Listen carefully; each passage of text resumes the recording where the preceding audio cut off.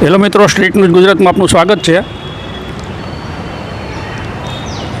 Rajkot મચ્છુકાઠિયા mode બ્રાહ્મણ જ્ઞાતિ મંડળ અને તેના આગેવાનો યોગેશભાઈ ભટ્ટ અને જે ટ્રસ્ટીઓ છે, હોદ્દેદારો છે, અગ્રણીઓ છે, આજે અત્રે ઉપસ્થિત છે અને જ્ઞાતિજનો સુધી સંદેશો આપવા માગે છે। તો શું આપ સંદેશો આપવા માગો છો જ્ઞાતિજનોને એ વિશે કહેશો અને આપનું નામ અને સંસ્થા સાથે સંકળાયેલા અને સાથે સામેલ લોકોને નામ? સૌપ્રથમ તો સ્ટ્રીટ ન્યૂઝનો હું આભારી છું કે જેને અમને સહયોગ આપી અને આ અમારા મેસેજને જ્ઞાતિ તરફ પ્રકાશિત કરવા માગે છે। આદરણીય જ્ઞાતિજનો, જય મા મોઢેશ્વરી મહાદેવ। સોશિયલ મીડિયા વોટ્સએપમાં જ્ઞાતિજન શ્રી ગૌતમભાઈ દ્વારા ભુવનના વોટ્સએપ ગ્રુપમાં તારીખ 23/9ના રોજ યોગેશભાઈ ભટ્ટ, રમેશભાઈ દવે, રાજુભાઈ જાનીના નામજોગ મેસેજ મૂકવામાં આવેલ છે। આ પહેલાં પણ આવા ઘણા મેસેજ મૂકવામાં આવેલ છે। તેમ છતાં જ્ઞાતિની ગરિમા અને ભાઈચારો જાળવવા સાચને આંચ ન હોય તેવા વિશ્વાસ સાથે વાહિયાત મેસેજનો પ્રત્યુત્તર ન આપેલ, પરંતુ વર્તમાન પરિસ્થિતિએ અમુક જ્ઞાતિજનોના આગ્રહથી જ્ઞાતિજનો સમક્ષ સત્ય હકીકત પ્રકાશિત કરવાની તાતી જરૂરિયાત જણાતા અમોને આ મીડિયા દ્વારા મેસેજ મૂકવાની ફરજ પડેલ છે। જ્ઞાતિના જે કંઈ પ્રશ્નો ઊભા થયા તો એ શેમાંથી ઊભા થયા છે? સરસ પ્રશ્ન છે। ચાતુર્વેદી મચ્છુકાઠિયા મોડ બ્રાહ્મણ જ્ઞાતિ મંડળ રાજકોટમાં આશરે 30 વર્ષ બાદ ચૂંટણી નિવારવાના અથાગ પ્રયત્નો છતાં અમુક વ્યક્તિઓના હઠાગ્રહથી ચૂંટણી જાહેર કરવી પડી, જેમાં અમારી પેનલનો વિજય થયો। આ ચૂંટણીની પ્રક્રિયામાં વિજેતા થયેલ અમારી ટીમ દ્વારા ફેરફાર રિપોર્ટના સ્વરૂપે સરકારશ્રીની ચેરિટી કમિશનર કચેરીમાં માહિતી આપવાની હોય છે અને આ ફેરફાર રિપોર્ટને સરકારશ્રીની મંજૂરીની અપેક્ષાએ ચૂંટાયેલા સભ્યોએ ભુવનનું સંચાલન સંભાળેલ, પરંતુ આ ફેરફાર રિપોર્ટની સામે શ્રી ગૌતમભાઈ એ સરકારશ્રીની ચેરિટી કમિશનર ઓફિસમાં વાંધા અરજી દાખલ કરીને ભુવનનું કામ સ્થગિત કરાવી નાખેલ અને આ વાંધા અરજીનો ચુકાદો આજ દિન સુધી સરકારશ્રીમાંથી ન આવતા જ્ઞાતિજનો હેરાન પરેશાન થાય છે। આપણે જ્ઞાતિના બીજા જે હોદ્દેદાર છે યશવંતભાઈ જોશી, શું પ્રશ્ન છે, શું ગૂંચવણ છે અને આ કાર્યવાહી ક્યાં અટકી છે અને ચૂંટણી જે પહેલાં અને પછી જે પરિસ્થિતિ ઊભી થઈ એના વિશે શું કહેશો? મહાદેવર, જય મા મોઢેશ્વરી। સર્વપ્રથમ તો આપ સૌને અહીં અમારા જે જ્ઞાતિજનો જે કારોબારી ટ્રસ્ટીશ્રીઓ છે એની ઓળખાણ આપી દઉં। પ્રદીપભાઈ, યોગેશભાઈ, દિલીપભાઈ, નરેન્દ્રભાઈ, વિપુલભાઈ અને રાજુભાઈ, આ બધા જ અત્યારે ટ્રસ્ટી મંડળ, કારોબારી સભ્યો અને હોદ્દેદારો છે। અચ્છા, હવે આપનો મહેશભાઈ એક પ્રશ્ન છે કે ભાઈ અત્યારે શું ગૂંચવણ ઊભી થઈ છે? તો પહેલાં તો આપ સર્વ બધાને આ ચેનલના માધ્યમથી હું થોડાક ફ્લેશબેક લઈ જવા માગીશ કે જ્યારે બી 2022માં ઇલેક્શન થયું, ચૂંટણી થઈ, તે અંદાજિત યોગેશભાઈ કીધું કે અંદાજિત 30 વર્ષ પહેલાં ચૂંટણી થયેલી જે તે વખતે, પણ પછી સમરસ જ ચાલતું હતું।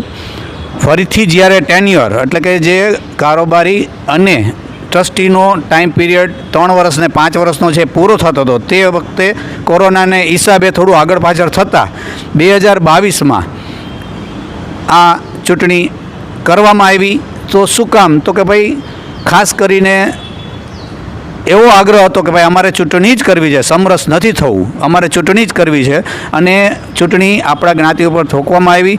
સાથે સાથે ચૂંટણીના માધ્યમથી એ પણ જોવા મળ્યું કે આપણા જ્ઞાતિજનો કેટલા જાગૃત છે. ખૂબ જ લોકો આવ્યા મત દેવા માટે અને એમાં અમારી પેનલનો વિજય થયો, ભવ્ય વિજય થયો અને એમની પેનલના પણ 2 જીતા હતા, જેને અમે સ્વીકાર્યા અને અમારી સાથે જ બેઠા અને અમારી સાથે જ મિટિંગોમાં બેસતા હતા. સમય જતાં કારોબારી અને ચેરિટી કમિશનરમાં આપણે જે ફેરફાર રિપોર્ટ જેને કહેવામાં આવે તે ફેરફાર રિપોર્ટ છે તે ભરવામાં આવ્યો રાજુભાઈ જાનીના સિગ્નેચરથી, કારણ કે રિપોર્ટિંગ ટ્રસ્ટી તરીકે એમનું નામ છે. તો એ ફેરફાર રિપોર્ટ જે ભર્યો એમાં વાંધા અરજી મૂકી ગૌતમભાઈ ત્રિવેદી અને એમની સાથે એમની ટીમ. તો આ આખી પ્રક્રિયા એટલી ફસાઈ ગઈ કે એમને વાંધા અરજી મૂકી, સાથે એક સમય એવો આવ્યો કે ઝઘડાના સ્વરૂપો થવા માંડ્યા. 20 વર્ષથી આ પેનલ ઝીરોથી હીરો આપણી આ સંસ્થાને રાજકોટ ભુવનને લઈ ગઈ. તો એમને તો ગઈ નથી, છતાં પણ એમને વાંધા અરજી મૂકી એટલે સમય પ્રમાણે કોરોનાના હિસાબે લેટ થતાં એ હજી કેસ પેન્ડિંગ છે ચેરિટી કમિશનરમાં, જોઈન્ટ ચેરિટી કમિશનરમાં. હવે આ દરમિયાનમાં આખી ટીમનો ટેમ્પો છે ને તોડી નાખ્યો આ લોકોએ, સામેની પેનલ લોકોએ, અને કોઈ પણ બાબતમાં મેસેજો મૂકી આવી રીતે કરી અને લોકોને ડિગ્રેશન કર્યા. અને છેલ્લે એવો સમય આવ્યો કે આમાંથી દરેક પેનલના લોકોને ફોન આવવા માંડ્યા, એના કુટુંબના લોકોને ફોન આવવા માંડ્યા અને આ લોકો હટવા માંડ્યા. કારણ કે ભાઈ અમે ઝઘડો નથી કરવા માંડ્યા, અમે વિકાસમાં માની છીએ, અમે ઝઘડોમાં માનતા નથી. એટલે ધીમે એ લોકોની પેનલ છે તે એક પછી એક ભુવન ઉપર જઈ ઝઘડો કરે, કર્મચારી ઝઘડો કરે. એક સમય એવો આવ્યો કે અમે લોકોએ બધાએ જવાનું બંધ કર્યું. એનું રિઝલ્ટ એ આવ્યું કે એ લોકોએ બધાને સામાન્ય સભા બોલાવવાનું નક્કી કર્યું કે આપણે સામાન્ય સભા બોલાવી અને આ લોકો કામ નથી કરતા એવું બતાવવા માટે. એ સામાન્ય સભા બોલાવી જ્યારે તે સહમંત્રી બોલાવી, તો સહમંત્રી પાસે સત્તા જ નથી સામાન્ય સભા બોલાવવાની. કારણ કે આપણું જે બંધારણ છે એ બંધારણમાં ટ્રસ્ટી, પ્રમુખ અથવા મંત્રી જ સામાન્ય સભા બોલાવી શકે, સહમંત્રીને સત્તા જ નથી. તો પોતાની રીતે સહમંત્રીને ના માધ્યમથી છાપામાં જાહેરાત દઈ પોતાની જ રીતે સામાન્ય સભા બોલાવી અને એમાં બધા જ લોકોને સસ્પેન્ડ કર્યા કે ભાઈ આ બધાય કામ નથી કરતા, સસ્પેન્ડ પોતાની રીતે. અને પોતે ઇલેક્શન ડિક્લેર કર્યું. ઇલેક્શન પણ એવું રાખ્યું તારીખ કે સંક્રાંતના દિવસે સવારે, જાહેર રજા, મોટો તહેવાર, કોઈ આવે જ નહીં, મત દેવાય ન આવે. તો ઇલેક્શન પણ ડેટ એવી પસંદ કરવામાં આવી જ્યાં એની નીતિ ખબર પડી જાય છે આપને. તો આ વસ્તુ થતાં એ લોકો ઇલેક્શન કર્યું, ચૂંટણી અધિકારી પણ એ જ રીતે નિમવામાં આવ્યા. જ્યારે આ પેનલમાંથી કોઈને બોલાવવામાં પણ નહોતા આવ્યા કે અમે કેવી રીતે કરશું, શું કરશું. અને એક સમય એવો આવ્યો કે એ લોકો બિનહરીફ જાહેર થઈ ગયા અને પછી પોતાની રીતે ફેરફાર રિપોર્ટે ભરી દીધો. હવે જ્યાં સુધી 2022માં જે ફેરફાર રિપોર્ટ ભરેલો છે એમની જ વાંધા અરજી અત્યારે ઊભી છે. એ હોવા છતાં બીજો ફેરફાર રિપોર્ટ ભરી જ ન શકાય 2 કારણથી. એક તો રિપોર્ટિંગ ટ્રસ્ટી તરીકે એમાં જે ભાઈનું નામ છે ને એ ભાઈ ટ્રસ્ટી છે જ નહીં. આજની તારીખે એ ભાઈને પૂછો કે તમે ટ્રસ્ટી છો તો નથી.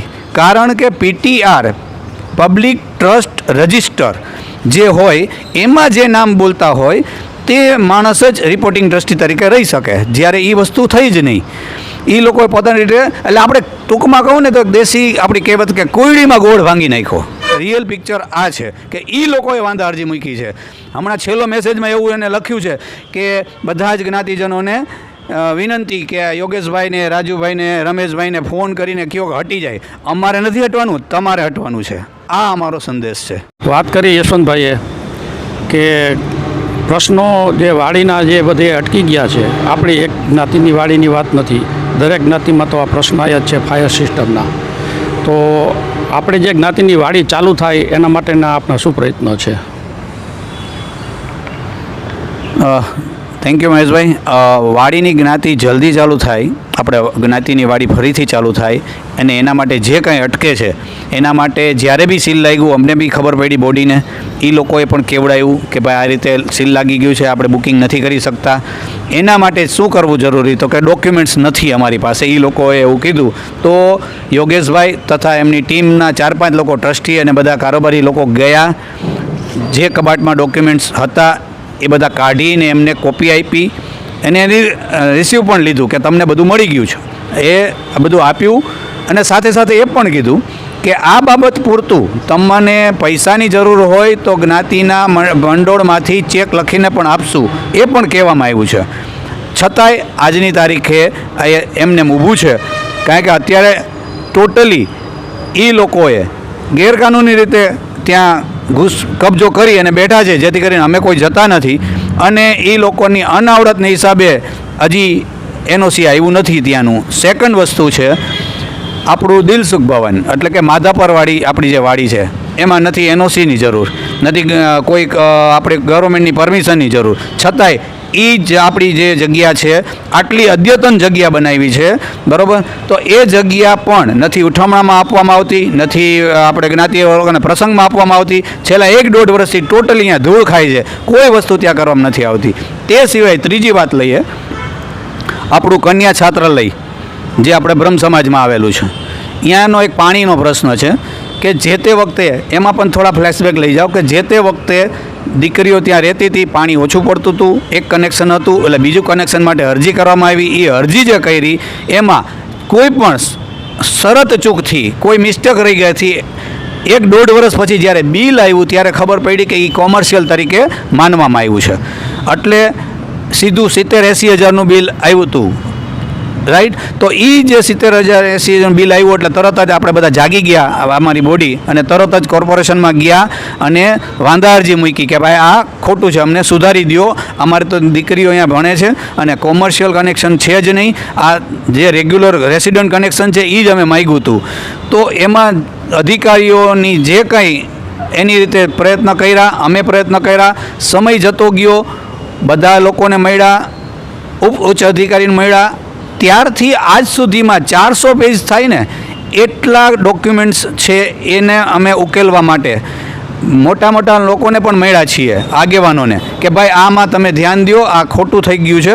ભાઈ નાની જ વસ્તુ હતી પણ કહેવાય ને કે ગવર્મેન્ટ છે, સરકારી કામને હિસાબે જે આગળ વધતું ગયું. આજની તારીખે અમે લોકો હમણાં ગયા હતા લાસ્ટ 36મી વખત થયા, 136મી વખત અધિકારીઓ અને બધા લોકો પાસે ગયા, મળ્યા છીએ અને એનો પ્રયત્ન અમારો એ જ છે કે એમાં જ્ઞાતિનો પૈસો બગડવો ન જોઈએ. જે ભરવાના થાય છે કાયદેસર ભરશું જ, આજની તારીખે ભરશું, પણ જે ખોટી રીતે પૈસાનું બિલ આવી ગયું છે એ અમારે માફ કરાવવું છે. ગમે એમ કરીને માફ કરાવશું, ઉપરથી હેઠા પડશું, બધા સાથે મળીને કામ કરી રહ્યા છીએ એ બાબતમાં અને એ આપને જ્ઞાન આપવું જરૂરી હતું કે એના માટે અમે પ્રયત્નશીલ છીએ અને એ પૈસા ભરવાના ન થવા જોઈએ, કારણ કે એ થતા નથી. એના માટે અમે બધા પ્રયત્ન કરીએ જ છીએ, જે આપ બધાને વિદિત થાય. કારણ કે અત્યારે એમ કહે છે, એ વાત સાચી જ છે કે અત્યારે ઇન્ટરેસ્ટ સહિત 15 લાખનું બિલ બની ગયું છે, બિલકુલ સાચું છે. છેલ્લે એવું હશે તો અમે કોર્પોરેશન ઉપર કેસ કરશું કે ભાઈ આ તમે અમને ખોટી રીતે સોશિયલ હેરેસમેન્ટ કરી છે, આખી જ્ઞાતિને સોશિયલ હેરેસમેન્ટ કરી છે. અમે ગવર્મેન્ટને કે કોર્પોરેશનને એ બાબતમાં જાગૃત કરવા માટે એના ઉપર કેસ કરવો પડશે તો એ પણ કરશું, પણ એ ખોટા પૈસા ભરવાના નથી થતા, એ આપ બધાને વિદિત થાય. આ આપણી 3 જે જગ્યા છે, વિદ્યાર્થી ભવન, માધાપરવાડી જગ્યા અને કન્યા છાત્રાલયનું આ સ્ટેજ છે જે અત્યારે ઓલરેડી એ લોકો પાસે જ છે, એ લોકો જેને જોવે છે. ને કોરોના પછી તો કન્યા છાત્રાલય આપણું ચાલુ જ નથી કર્યું, કારણ કે એમાં અત્યારે આપણે દીકરીઓ છે જ નહીં અને આપણું છાત્રાલય પણ એ કોરોના પછી બંધ જ રાખ્યું છે. આ વસ્તુ આપણી છે અત્યારનું સ્ટેટસ. બીજું યશવંતભાઈ, તમે વાત કરી કે તમારે જે બધું મેનેજમેન્ટ કરવાનું તમારે જ થાય છે, તો ખરેખર ચેરિટી કમિશનરના જે રેકોર્ડ ઉપર છે એમાં કઈ બોડી કામ કરી શકે, કાનૂની રીતે કઈ બોડી માન્ય ગણાય? મહેશભાઈ, બહુ સરસ અને સુંદર તમારો પ્રશ્ન છે ને એનો મારી પાસે પ્રોપર જવાબ છે કે જ્યાં સુધી ફેરફાર રિપોર્ટ પાસ ન થાય પછી 2022નો ચૂંટણી થઈ ગઈ, જે એ પાસ ન થાય ત્યાં સુધી જૂની બોડી કાર્યરત જ ગણાય. ગવર્મેન્ટના નિયમ મુજબ, ચેરિટી કમિશનરના નિયમ મુજબ જે જૂની બોડી છે એ, અને તે પીટીઆરમાં હોવી જોઈએ. એ જ પીટીઆરમાં અત્યારે અમે બધા જ છીએ, ઇવન ઇન્ક્લુડ હું. આજની તારીખે તમે પીટીઆર જઈને પ્રિન્ટ માગશો તો જેમાં અમે બધા જ ટ્રસ્ટીઓ છીએ, અને એ જ ટ્રસ્ટી ગણાય. ચેરિટી કમિશનર છે, ગવર્મેન્ટ દ્રષ્ટિએ કોઈ પણ બાબતમાં જાઓ, લીગલમાં તમારે જવું હોય તો પીટીઆરમાં જે છે એ જ હંમેશા ચેરિટી કમિશનર માન્ય ગણે. જ્યારે એ લોકોએ ફેરફાર રિપોર્ટમાં મૂક્યો છે એ આપણે પહેલાં વાત કરી ચૂક્યો છું કે ભાઈ પીટીઆરમાં એ લોકો ક્યાંય છે જ નહીં. તો અત્યારની દ્રષ્ટિએ અમારે જ બધાએ કામ કરવું જોઈએ, પણ એ લોકોની મનસૂબી, એ લોકોની વાત કરવાને જે કંઈ સિસ્ટમ્સ અમને એકેયને અનુકૂળ નહોતી, જેથી કરીને અમે સાયલેન્ટ થઈ ગયા. આટલા સોશિયલ મીડિયામાં અમને બદનામ કરવામાં આવ્યા છે. ઇવન પર્સનલી મને પણ એક રીતે બદનામ કરવામાં આવ્યો છે, જે હું નથી કહેતો ડિટેલ્સ, પણ કહેવાનો મતલબ એ છે કે 5-25 લોકોનું ઝુમખું ભેરું થઈ અને સંસ્થાને ડિસ્ટર્બ કરી છે, આપણી જ્ઞાતિને ડિસ્ટર્બ કરી છે. 20 વર્ષમાં આ સંસ્થાને ઝીરોથી હીરો બનાવી, પણ આજે પાણી ફેરવી નાખ્યું. નકર સમગ્ર ચાતુર્વેદી મચ્છુકાટિયા મૂળ બ્રાહ્મણમાં, આખા ગુજરાતમાં રાજકોટ પાસેથી શીખવા આવવું પડે એવી રીતે બોલતા હતા બધા કે મેનેજમેન્ટ અને એકતા કોને કહેવાય, તમે રાજકોટ જ્ઞાતિને જુઓ.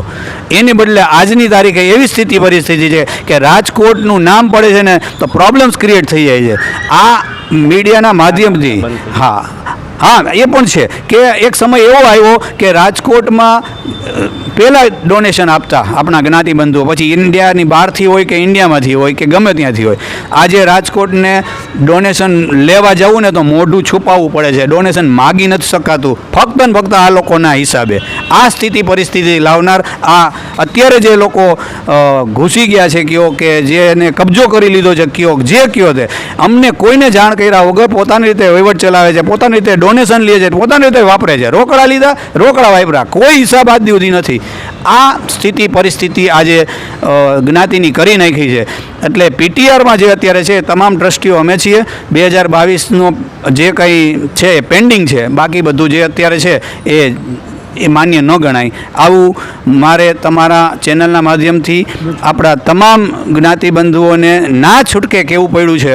જે દુઃખની વાત છે એ પણ આપણા ભાઈઓ જ છે, અમારા ભાઈઓ જ છે, આપણા ભાઈઓ જ છે, એ કોઈ પારકા તો છે નહીં, પણ ગેરસમજ ઊભી કરી અને આખી સંસ્થાને અને આપણી રાજકોટ જ્ઞાતિને આજે ગેરમાર્ગે દોરી દીધી છે. જેથી કરીને હું આપ બધાને પણ વિનંતી કરું છું કે જેમ એને લખ્યું છે ને છેલ્લા મેસેજમાં કે યોગેશભાઈને, રમેશભાઈને ને રાજુભાઈને ફોન કરીને સમજાવો કે હટી જાય, તમે હટી જાઓ, તમે રોંગ છો. આ આપના માધ્યમથી અમે કહેવા માગીએ છીએ. Thank you. મહાદેવ. છેલ્લો પ્રશ્ન યશવંતભાઈ, કે ચૂંટણી થઈ જ્યારે બે બોડીની, તો ચૂંટણી થઈ ત્યારે જે બોડીને જાહેર કરી ચૂંટણીમાં અને એની સામે પ્રશ્નો ઊભા થયા અને ચેરિટીમાં બધી અરજીઓ થઈ, આ તે બધું થયું.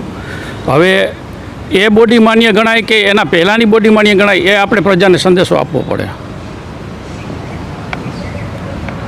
ચૂંટણી થઈ, ચૂંટણી અધિકારીએ જે રિઝલ્ટ આપ્યું એ રિઝલ્ટ ફેરફાર રિપોર્ટમાં આપવામાં આવ્યું અને એમાં ચેરિટી કમિશનર નિર્ણય લે કે આ ફેરફાર રિપોર્ટ માન્ય અને એનો ઓર્ડર થાય એ માન્ય ગણાય.